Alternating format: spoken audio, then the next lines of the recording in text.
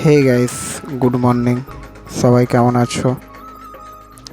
আশা করছি ভালো আছো। ঘুম থেকে উঠে সকালেই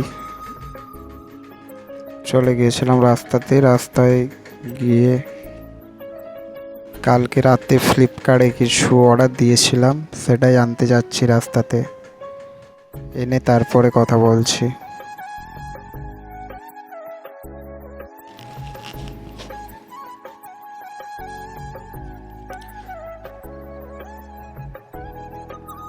আমি একটু দেখিয়ে নেই, এই দেখুন। চলো প্যাকেটটা আনবক্সিং করে দেখাচ্ছি কি আছে এর মধ্যে। চলো